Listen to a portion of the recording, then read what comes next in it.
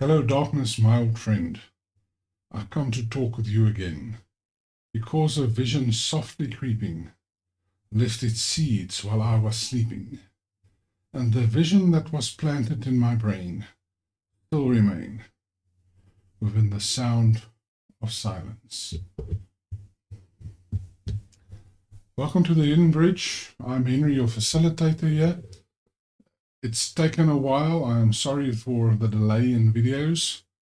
In our last video, we sort of talked about spirituality, and I hinted that we would go into mystery before we can tackle religion as sort of the right-hand sphere of consciousness.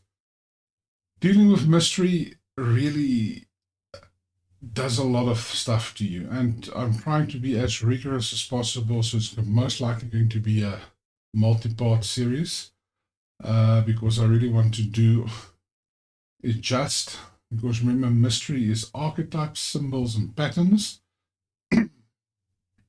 and we are dealing with great minds. Jung, we sort of have to redeem Manly P. Hall and Albert Pike, and we sort of have to caution against people like Crowley and Blavatsky. So we've got to be rigorous and make sure that we come from first principles and apply the concepts correctly. So just in short, that's the overview of the right-hand side of consciousness. I'll come back to our song towards the end of the video. So what happened is that as I was moving into mystery from spirituality, just to sort of lay the groundwork for consciousness, psychology reared out its head. And when that happens, I go down the rabbit hole. So I've got ADHD for sure. But it's a good thing, and it gives us a map of the self.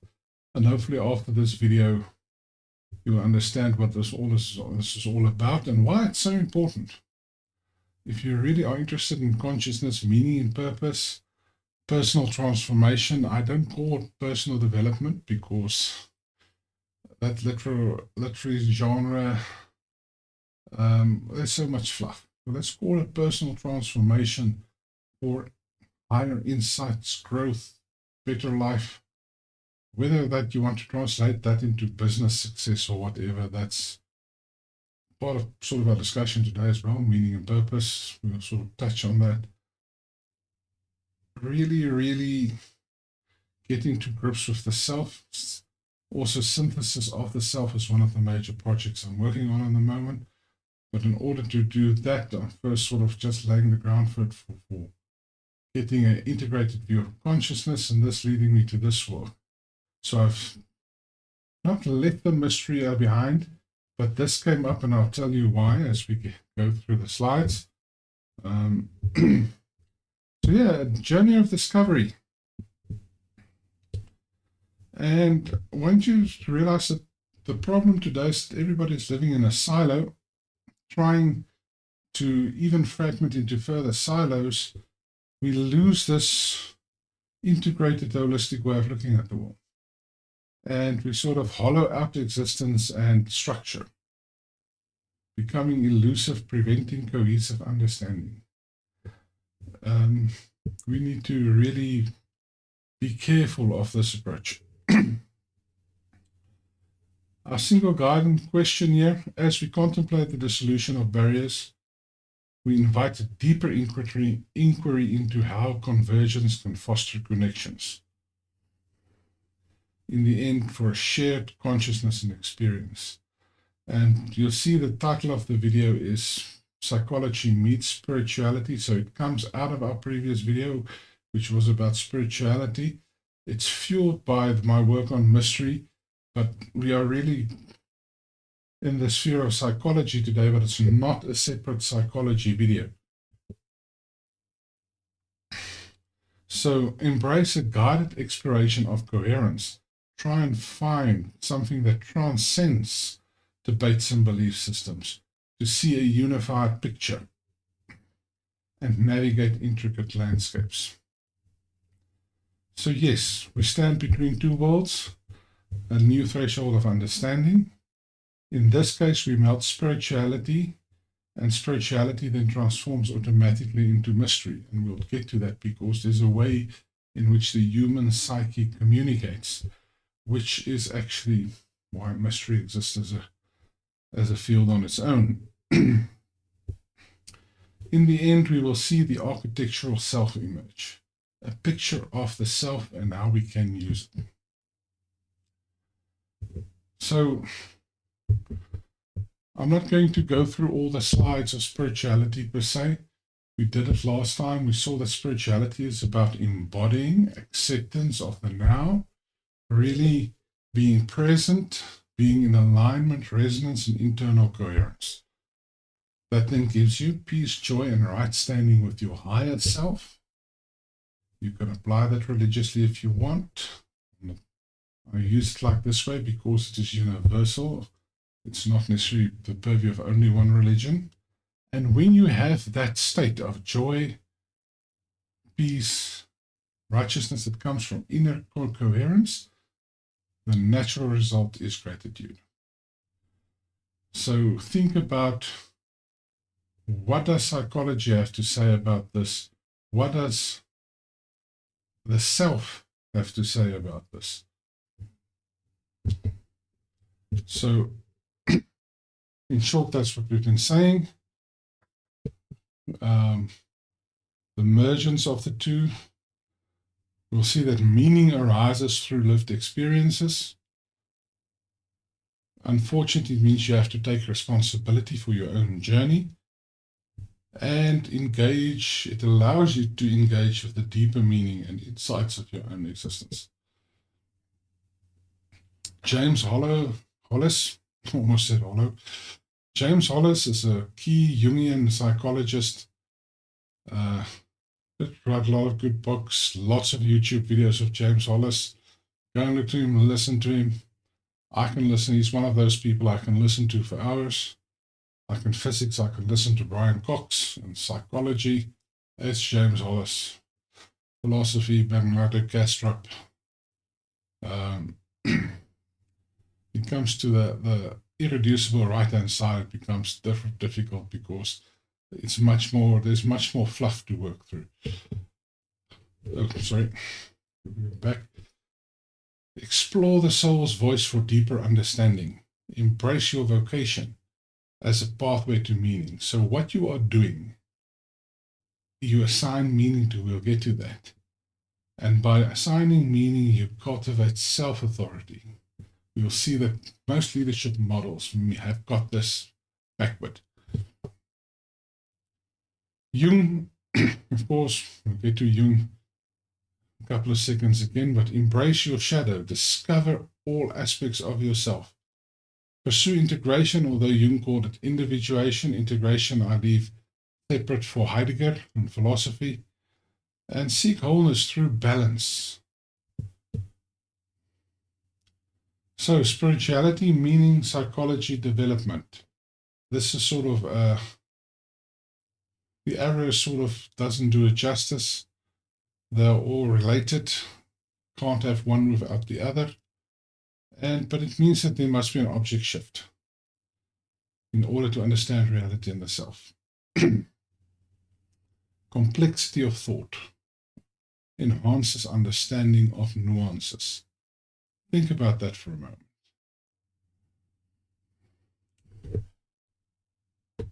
No, I'm serious. Think about that for a moment. Life is not about simple solutions, shortcuts. We'll get all to that. Life is about complexity. And the more you can entertain complexity, the higher your perception is and the more you can do. The more you understand, the better quality of life you can produce. So that brings us to Carl Gustav Jung. He unfortunately becomes psychologist's doom prophet.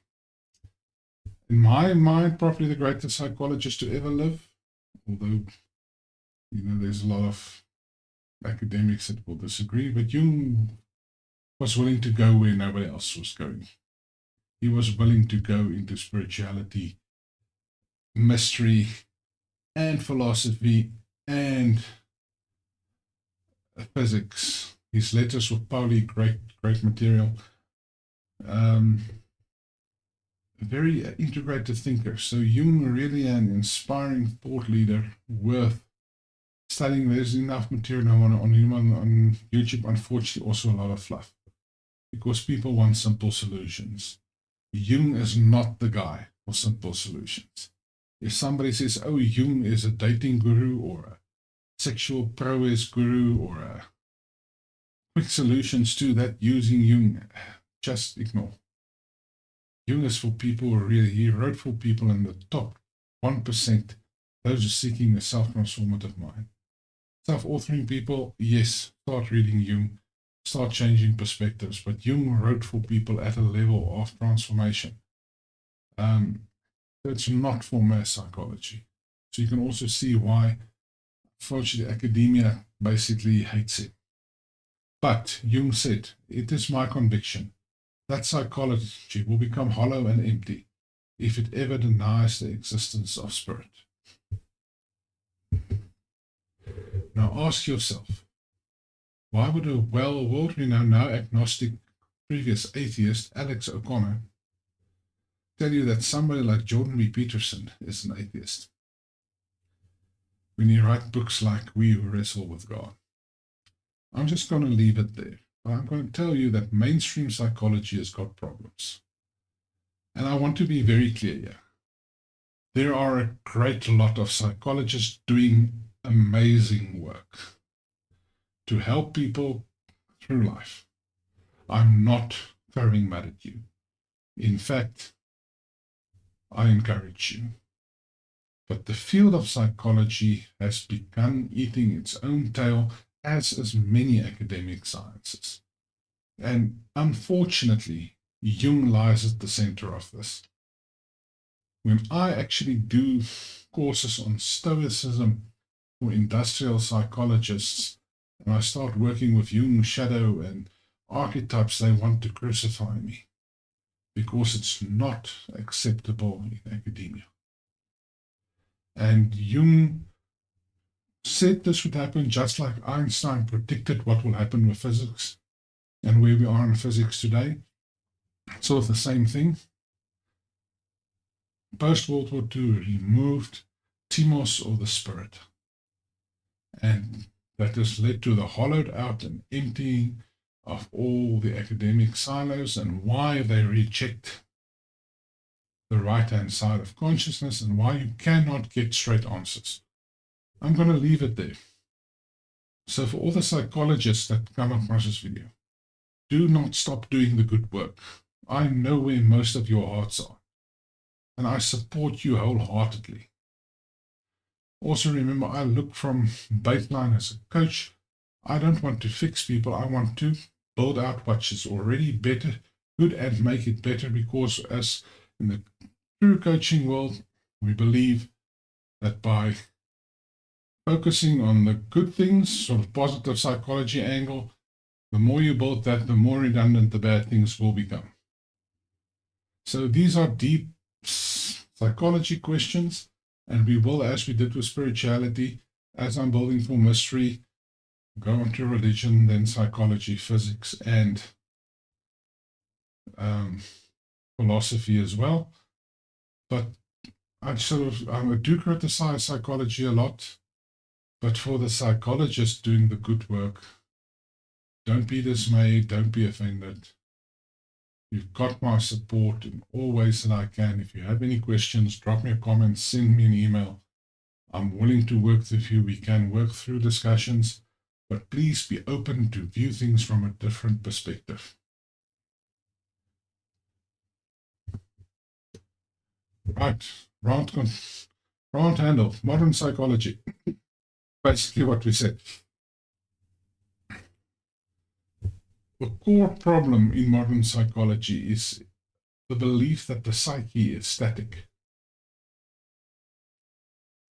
And unfortunately, that limits our understanding of human behavior and identity.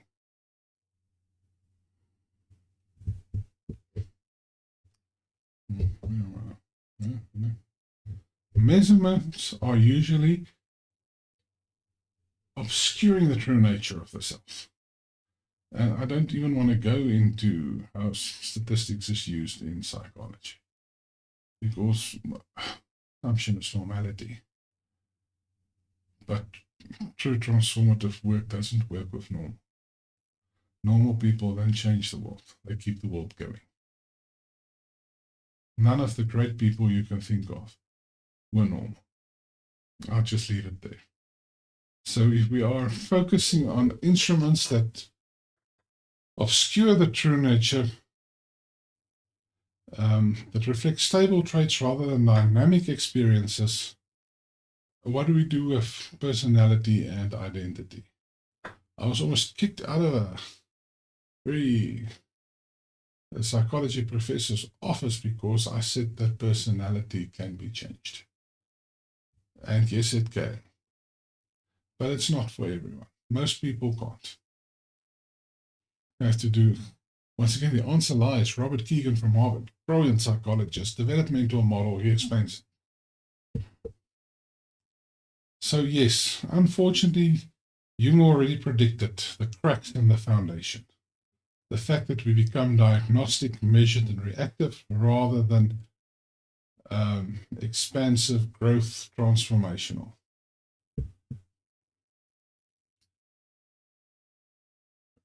Psychology just basically reduced to reactive patterns, conditioned responses, and automated behaviors. What about the deeper transformative aspects of the human psyche and experience?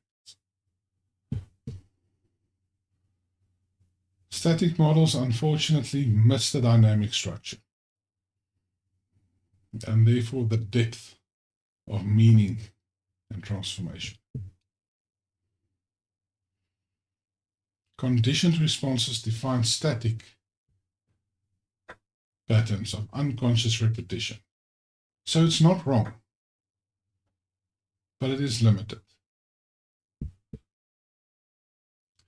While if we look at the psyche as a transformative organ, then we see the dynamic nature of the self and see growth introspection can change lives significantly. And it's not just coping with past error, it's actually really understanding the self.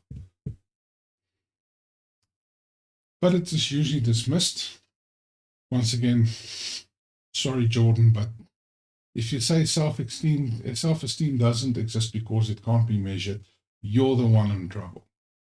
Because you have assigned a static nature to self-esteem. Self-esteem is a dynamic, iterative, integrative process. You confuse arrogance with self-esteem, confidence with self-esteem. It's not the same thing. I suggest you go back, read the works of Nathaniel Branden. What did Nathaniel Branden intend? So unfortunately, once again, and I think Jordan there, the results is that people have forgotten Branden, and because of wanting static models, converting self-esteem as a static model. But this literally means that we are denying the fact that the self is dynamic. I mean, we'll see why it becomes important later on. So the assumptions beneath psychology becomes troublesome, and that's what Jung predicted. But the dynamic self becomes symbolizing growth, integration, inner flame, signifying a transformative journey which leads to authenticity and agency. That word agency, when you study meaning and purpose, becomes very important. Agency is not something that you get through responsibility. You get agency through alignment.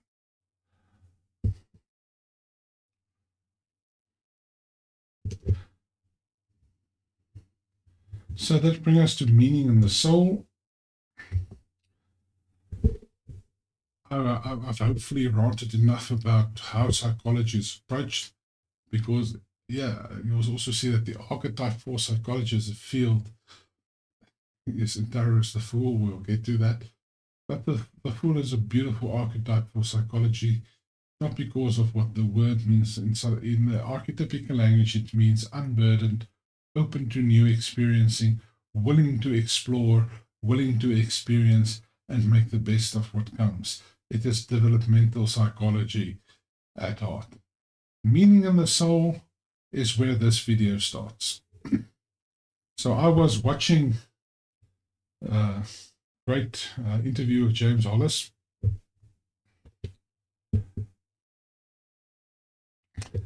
and he really speaks about the soul and the role of the soul. And because I already had an elementary model of the soul in my meaning and purpose work, I really thought, okay, this is interesting. And then it just dropped. So James Hollis says that meaning is not found, it is generated from within the soul. That is so crucial. So that means from the interplay between psychology and spirituality, we create meaning. Meaning is not given to us, it's not assigned to us, and we're not born with it. It's something we generate from within ourselves. And here it's important once again to understand it's the higher self we are talking of, not the ego.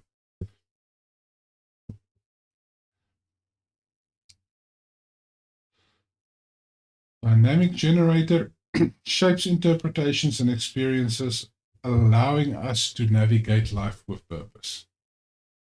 So what the soul does is it looks at what we're experiencing it interprets it according to our inner alignment, spiritual side. We embrace a deeper understanding of ourselves and the world around us. Meaning is not an external treasure waiting to be discovered. It's an internal act of interpretation. It's an unfolding process shaped by experiencing values and illuminating our path as we progress on the path. Also, the obsession with the end in mind, meaning and purpose, purpose is the end in mind, meaning is what you do in the moment. So the self reveals meaning and purpose, and it's dynamic. As the self unfolds, you will generate meaning from your path. And thus we will reinterpret our values, and so values and paradigms. So values are the result of meaning and purpose. But paradigms are our worldviews and belief systems. So it is what we use to limit ourselves and the space we allow ourselves to occupy. You see why this is important when the model comes. It just drops. So the inner window, our consciousness is not merely a passive receiver, but an active participant. Consciousness is observing itself having an experience, assigning meaning to it through the soul. Very important when we start seeing the bigger picture of consciousness. This awakening allows for an enriching journey towards a deeper understanding of ourselves and our experiences. The self shapes. It actively generates and refines meaning. The higher self is either in alignment, you are in alignment with the higher self, as Jung would say, or you are not. Both have results, and the self refines meaning in that context, values, paradigm shapes it, and you have an experience through a meaning-making process. Lots of theory, almost done. Just hang in. Bear with me. So the self evolves over time. The self is not a static concept. So self-esteem cannot be a static concept. It's a continuous journey of unfolding. Of course, depending on where you stand in terms of your beliefs, either you are rediscovering who you really are and not really evolving into something new. But that's a discussion for another day. Because you actually come with who you really are, and it sort of gets beaten out of you over time. And hopefully, as Robert Kegan said, now that we're all living to be older, we have to start forcing ourselves to ask, why the hell are we here?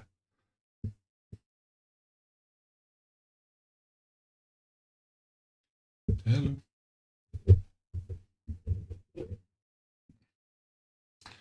So yes, where psychology meets spirituality. This intersection of psychology and spirituality is a transformative space where we see that there is an inner alignment that generates meaning, that helps us to engage with the world, receive our feedback loops, and go back again.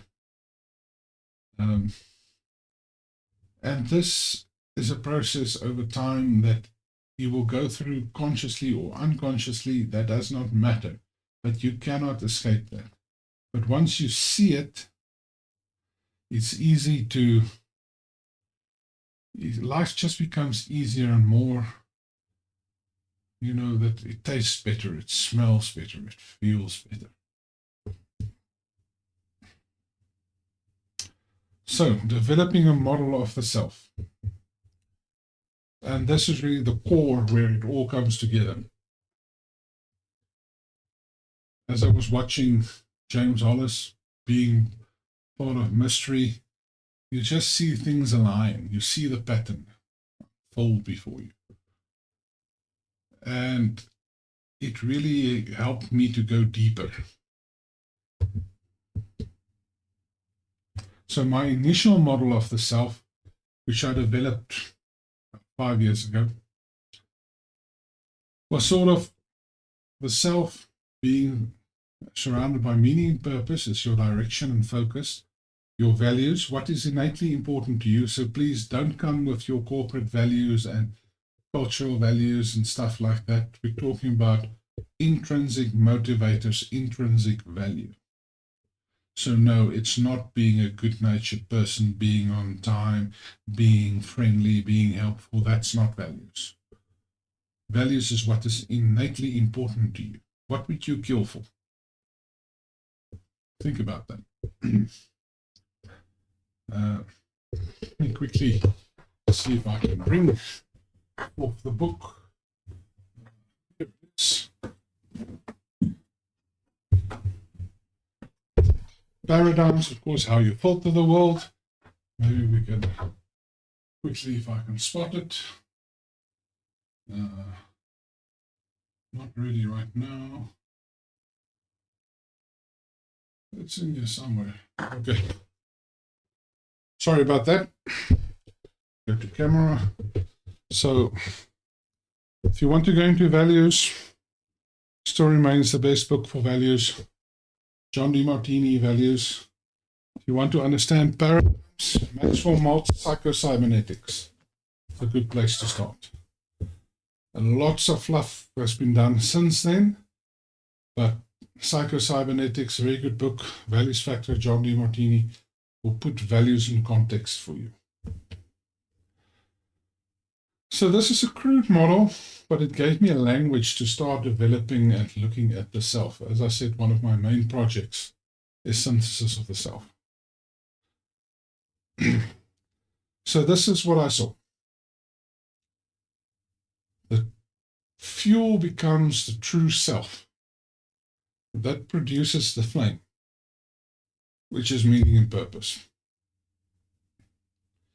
Values shape the flame. Paradigms is the container, the space in which the flame has to operate. And how you engage with the rest of the world is your glow, your identity, and your personality. So this becomes a dynamic process. deeper explanation of each concept, but already given to you in a brief. So we briefly need to look at why people are stuck. People get stuck for specific reasons. I'm a master at that. I've got a PhD in being stuck. My students would laugh at this. I think I've got a PhD in being stuck, but yes, because being stuck is the enemy of discovering the self, which is the enemy of really experiencing life.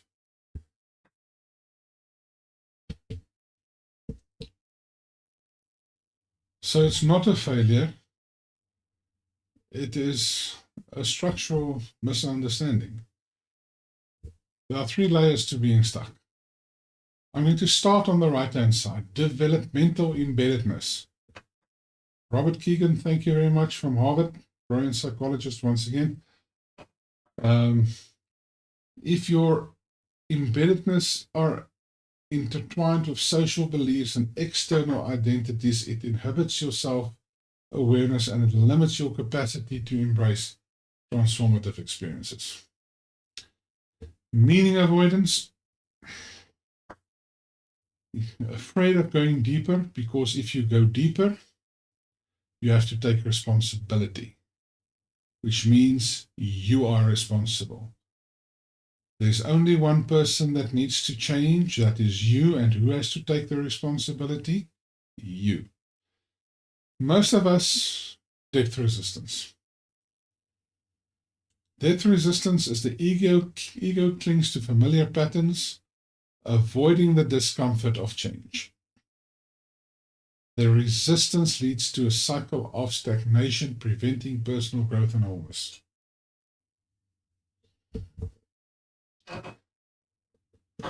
So yes, Jung basically says that's the depth resistance. Ego replaces the self with a mask.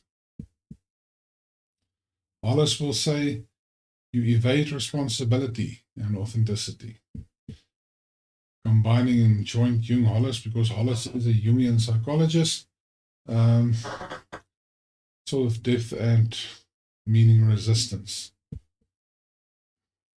And then from Kegan's work, we've got the embedded consciousness problem, where we are joining groups of people because we want to fit in. We believe certain things because we think it makes us publicly acceptable. Just switch on your television, look at the news, and see the world going mad. It is this disconnect from the self. No single model works. Each psychological model addresses different dimensions, but we get a bigger picture from looking at more of them. Not complete, but a bigger picture. Leads to general transformation. Of course, if we talk about meaning and purpose, we always have to give a shout out to the great Viktor Frankl, who endured so much so that we can have his beautiful tale, Suffering Compels Us to Choose, emphasizing that meaning shapes our direction. Attitude becomes the pivotal response amidst chaos and uncertainty. And if you really want to understand agency, you've got to understand comfort of being in chaos and uncertainty. That is true agency. So thank you, Victor. God bless your contribution to the world. So just remember, depth resistance, resisting wholeness. Meaning avoidance is about not wanting to take responsibility for who and where you are. And then outsourcing and avoiding your true self, embedded consciousness, from Kegan. And then lastly, just from the stuckness, knowing stuff means nothing. This is the hardest lesson probably in life, because I grew up as somebody who loves to be intellectual and study stuff and understand stuff. But just understanding it doesn't mean that you can live it. The real discovery lies in the embodiment and the experience. Think about that. The real understanding lies in the embodiment and the experience. So once you have something that works, something that is innately true, it will produce an archetype. This is the most beautiful thing and why I had to make this video. The moment this model of the self became real in my mind, seeing the lamp, immediately the hermit from the tarot archetypical story appeared. And for those saying, but why are you using tarot? I'm not using it as a divination tool. I'm using the archetypes because the archetypes are psychologically sound. It is rooted in the true human psyche. Each archetype from the tarot world is relevant. If you want to be shocking, we can actually talk about astrological archetypes as well. But then people will get really upset. But meaning and purpose, using the knowledge of astrology, not as a divination tool, but as a language. We built 144 inference point to define and evaluate meaning and purpose. And you won't, if I just show you the model and not mention astrology, you will not know where it comes from. Because it's not about the stars and stuff like that. It's about understanding a language. So I get a lot of pushback for seeing this, but if the self is a dynamic model of a lamp, then the hermit becomes the perfect archetype. And it just appeared. As I did that, it suddenly saw, here's the hermit, here's the lamp. Why? Well, Jung said, when the idea reflects the truth, the psyche will respond with a symbol or an archetype or a pattern. Mystery. Remember that. The hermit, fuel, flame, lantern, and glow. It's the essence. He carries his own inner light. He walks into the unknown, guided, not by external authority, but by his own evolving meaning. He is a symbol of psychological adulthood, inner truth, and the ongoing process of self-realization. The model is coherent, so the archetype just confirms it. So the lantern is the psyche made visible. The solitary path means introspection. His elevated vantage points his reflection. He can think about what's going on around him. His light is the meaning generated by the soul. His journey into darkness reflects the mystery we must all enter when we seek truth. So that means that we're standing between two worlds. Light and shadow, the nuance of our existence. You have to understand both in order to grow. Conscious or unconscious. Deeper reflection. Known and mystery. There is the familiar which you think you understand, but then there is also the mystery, the ambiguity, the uncertainty.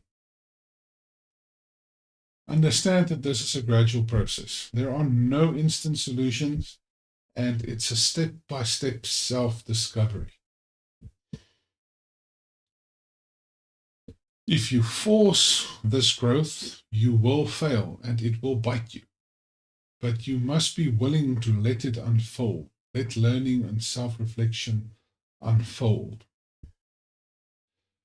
Noise versus silence. There is the noise of the world, but in order to do inner reflection, you must embrace the sound of silence. Yeah, hello darkness, my old friend. I've come to talk to you again. Embrace the silence to do the introspection, to see the self. So, unfortunately for those who want quick solutions, this works like only the next step is revealed. There is no full map. You might have an idea of where you're going with meaning and purpose, but life does not give you a map. And when we do meaning and purpose, we will look at Simon Sinek and start with why. And why it is very good at a superficial level, but at a real ontological level, it is morally bankrupt. This is it. It's about the map. But once again, bless Simon for just getting people to start thinking about why.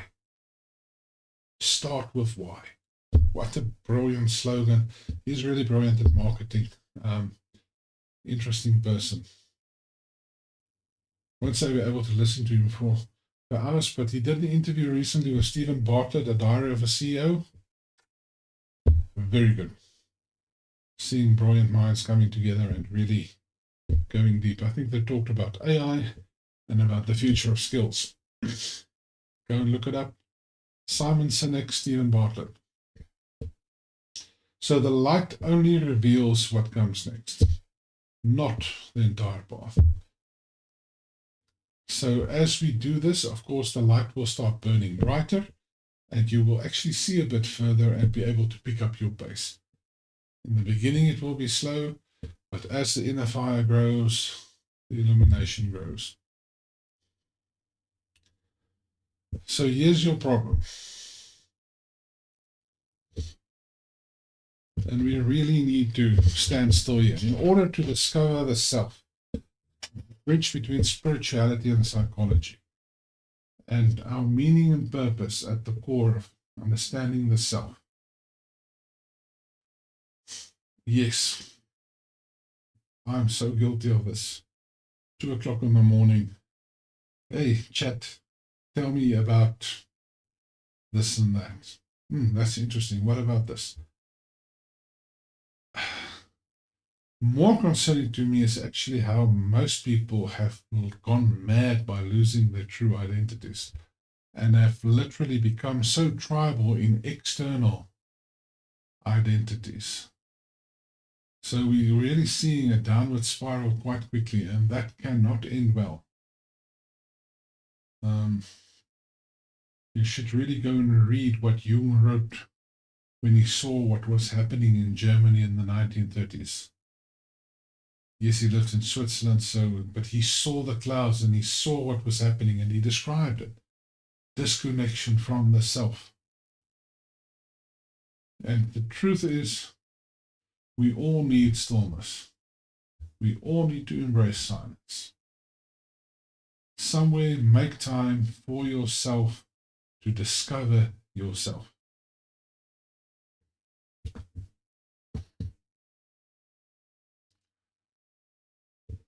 So yeah, without reflective silence, there are no deeper meaning.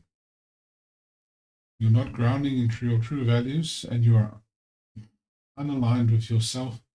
Your identity becomes reactive, and you begin screaming and shouting about everything that you don't like. Pause, take a moment, reflect deeper, turn inward, and trust the light inside yourself. This is so crucial. And once again, I want to stand still here. For the self to express itself, you need to trust it. I can tell you it's the biggest struggle of my own personal life, as I once trusted myself for something very special and important to me, and it nearly destroyed myself. And working through it was a long process to understand how I chose meaning and purpose outside myself. The lesson from that was find meaning and purpose inside yourself. If you are aligned, you'll have joy and peace and righteousness. But if you are seeking external meaning and purpose, you are not aligned and you will not have a pleasant life. I guarantee it. And you'll be going around in circles of stagnation till you wake up. Now, as Kegan says, for most people, that's never. The saying goes, most men live a life of quiet desperation. Isn't it time to make a choice? Isn't it a time to say, you know what, I matter? Not selfish, not arrogant. I am here for a reason, and I am here to express that and share myself with the world.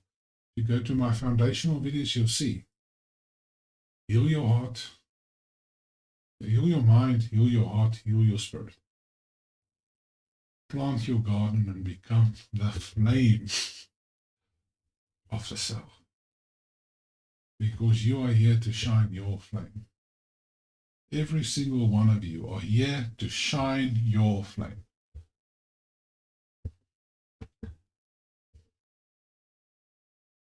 So true identity will emerge, which is not assigned externally, not imposed, and it grows from internal meaning. And that, my friends, is the hidden bridge. The moment where psychology becomes spirituality, and then spirituality becomes mystery. Gives you insight to navigate your inner world and understand yourself. It gives you a foundation of understanding your identity and your experiences, how you relate to the world, becoming conscious, becoming aware, recognizing your growth, integrating yourself, and growing, and having a more harmonious and joyful existence. Just briefly, the cost of silos. I'm just quickly going to run through it because it's the first time we address silos really in the videos. Start with Flatland from A Romance of Many Dimensions from Edmund Abbott, which is about a two-dimensional world of squares where the sphere arises, but in the two-dimensional squares cannot see spheres because that's a three-dimensional object. So they only see growing and shrinking circles as the sphere passes through their world. And that's literally what's going on in many fields at the moment across science. But our primary six are really guilty of this, and it's denying the world the beauty of seeing the joint picture. So just quickly, cost of silos is fragmentation and isolation. Each discipline sees its own structure and meaning, which is important. Don't discard just because you don't understand. Boundaries dissolve, we get a holistic self, deeper coherence in view. Lenses converge, psychology gives structure, spirituality gives us experience and meaning. Reality just becomes multidimensional. We gain meaning and understanding of meaning and purpose. We understand our true identity and how we express ourselves. Archetypes like the hermit will emerge. We will recognize patterns. It doesn't have to be true, but does it work? Science changes, it becomes illuminating and enlightening. It reveals deeper understanding, which it's not doing at the moment. Spirituality changes, it becomes grounded in reality, leads to deep inner personal transformation. And mystery becomes a true language of clarifying symbols and revealing the architecture of reality. So this is what it really, really means. Wholeness returns. Awareness transforms into agency and growth begins, and meaning gives us a personal, inspirational journey.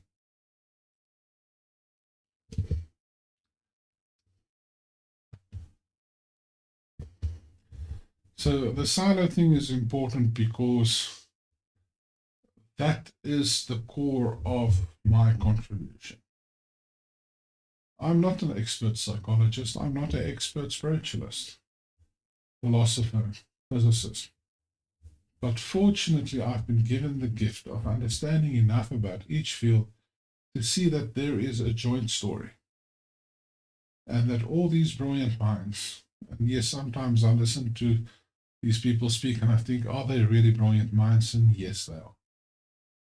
but they're stuck in a way of being in a silo and wanting to fragment that silo even further. No, I'm a developmental psychologist. No, I'm a clinical this.